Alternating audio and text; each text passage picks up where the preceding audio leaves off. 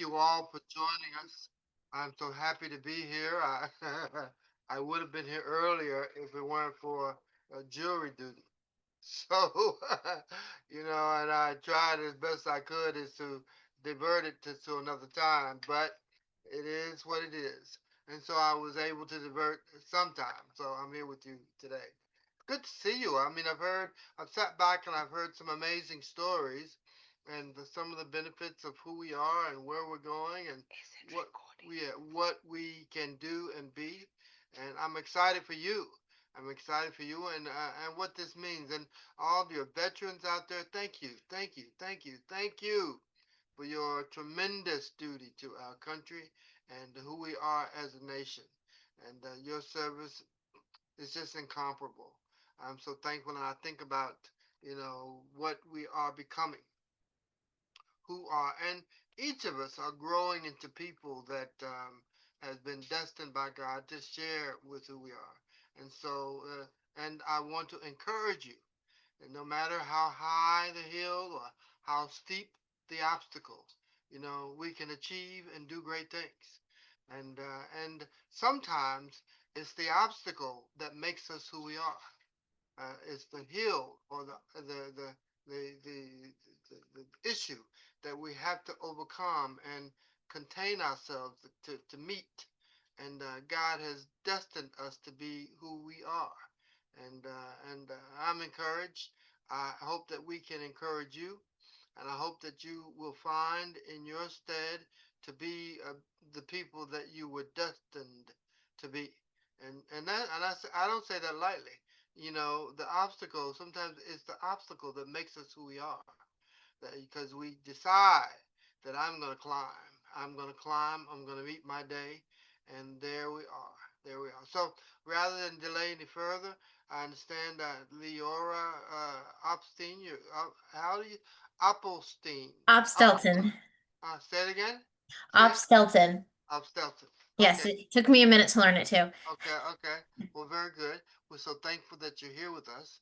And Thank you for having me. yes, yes, yes. So we're delighted that you're able to share with us and tell us about yourself and your work and what you're doing. So under that regard, let's hear spotlight and okay, okay, right. Okay, all right. So there we go. It's you've got the scene all yours. Okay. Well, a little bit about me. I'm a former corporate recruiter. After working in a number of different industries, I decided to go back to school and get my master's, in really in large part because I quickly learned that recruiting is mostly rejecting people, which isn't super fun, as I'm sure you can imagine. And also, I was learning because of my personal relationships, a lot more about what the transition out of military service looks like for a lot of folks. It's not an easy transition. The transition program TAPS really doesn't always quite cut it for most people in terms of helping them with their career transition. I had spent some time in staffing, trying to hire veterans for long-term temp positions, and kept coming across these resumes that really weren't very good and really didn't say a whole lot. And I live in the Los Angeles area, and there's a huge issue with homelessness among veterans. And on a personal level, that really pisses me off. Um, you know, these people have served our country and they're living on the streets. And like, what the heck? Um, and so I started doing some volunteer work, reviewing resumes, no big deal, nothing major. And then when I got laid off from my recruiting position, I decided I'd go back to school, get that master's, and work in higher ed. Life being what it was, I realized I needed something a little bit more flexible than having to be near a school. And so I started this business, which, life is funny. Ended up going on the back burner up until January of this year. And I'm able to help with anything related to that career transition from military service to civilian employment because it is a big adjustment. language is different, culture is different. Interviewing is something that's completely new for most people. You know, you have to interview for a promotion, but it's not at all the same thing. And so teaching those skills, helping people to figure out what's right for them in terms of company and culture and that kind of thing, because most people don't know to look for red flags and what's a green flag, and then they end up in really awful work environments and they think it's them and it's not. They're just missing the red flags. So I'm able to help people navigate all of that. So that's really what I do. Wow, that's amazing. Mm, that is Thank you. amazing. Mm. Well, so out of your work, and now what are your challenges in this? Um, Spell the fire around that. Yeah. So I do everything over Zoom. This business was originally built for flexibility. In pre-COVID times, I was previously engaged to an active duty Marine, and he was stationed in the middle of nowhere. So everything I do is over Zoom, which makes it really easy for my clients because it doesn't matter where they are. Right. As long as their intention is to work in the United States. I worked with an airman who was about to separate and was still, overseas. I believe he was somewhere in the like Arab world. And so I was able to help him with his resume. We found a time that worked. Um, although I think it was like 3 a.m. His time. And, it's really about meeting the client where they are. There are some folks who are like, oh, I got the resume thing down, and they do. But I have no idea how to interview. And so I like to meet with clients initially for like a quick 15 minutes, figure out what their challenges are, what they're struggling with, where they need support, and then really either suggest a service or two or put together a custom package for them. Because I don't want someone to buy a service they don't need. That's really unethical, in my opinion, to sell somebody something they don't need. And so it's about just like seeing what their needs are and meeting those needs because everyone is different. One thing I like to do is really challenge people. I've noticed a lot of people are like, oh, well, I did this in the military, so I'm going to do this in the civilian world. You see a lot of infantry guys who are like, I'm going to be cop. And I'm like, wait, hold on. Why? Is it because you really think you're going to enjoy being a cop or because you think that's the only skill you have? Um, because it's very different, first of all, to go from infantry to being a police officer.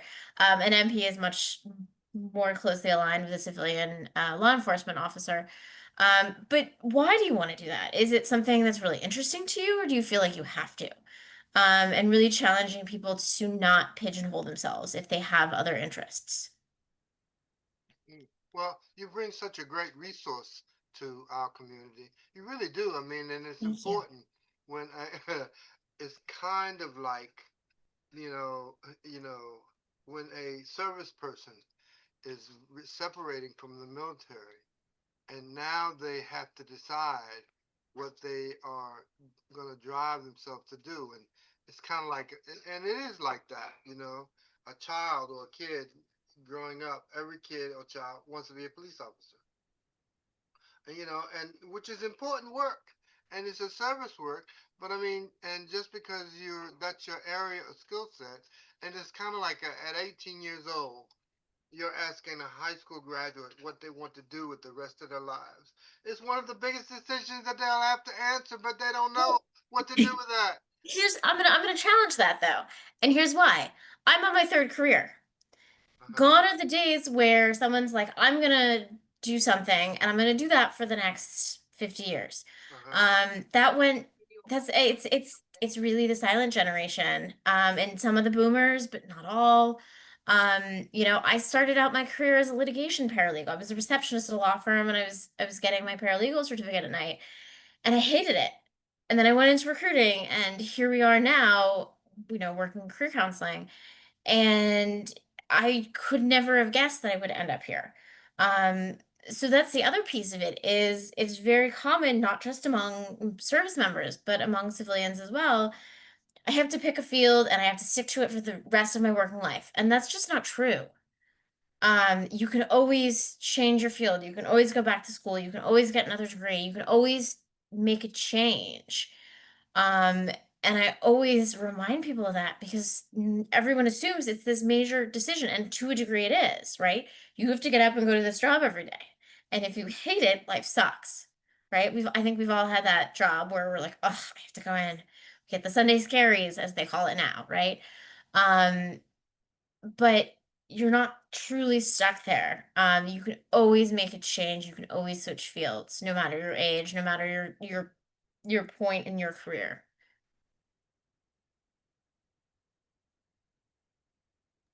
You make a good point there. What's outstanding though is the one thing that it's kind of like in the movie Matrix, where they asked you to download training on how to fly a helicopter. Now, and that's amazing because we are always going to be training. You're always going to be training for something. And it's important to realize what you can train for and what you can become. Yeah. And when you're bridging the gap between what you did, what you know, and what you will become and what you come to know, it's a big deal. It's a really big deal, and how to step into that. Yeah. And a lot of skills are transferable. One of the most common things I hear from people coming out of military service, they're like, "Oh, well, I don't know how to do anything besides this." Well, hold on. Let's look at what this is, right? Leadership, attention to detail, um, you know, just the ability to manage stress.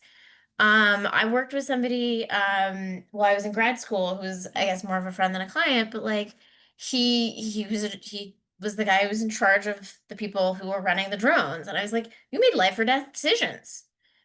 Are you gonna go into a corporate environment and be stressed out? And he's like, no, not at all. And I was like, well, okay, there's a skill. And people like to downplay their experience a lot, and they pretend that there aren't skills that are very much there. And it's super important to think about, okay, what's what's this skill and how do I use it in a different context? Because you're going to have to do that in an interview setting anyway.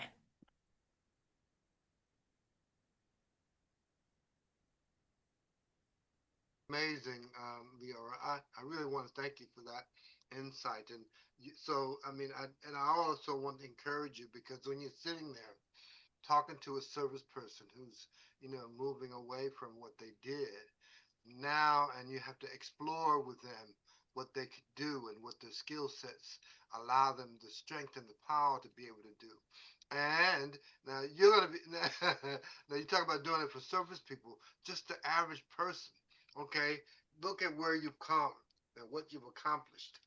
Because life is about our accomplishments and what we were able to do, and then what and how we will look forward into what we can be accomplished or encouraged to accomplish. And yeah, and we have to explore. I mean, if we're ever gonna, how you sit back, you said, I did that. I did that. Yeah. Mhm. Man, what enormous power that represents? I did that. I was able to do that. I came across and overcame these circumstances to be able to, bam, done. When like, and it's real. Stamp a issue done.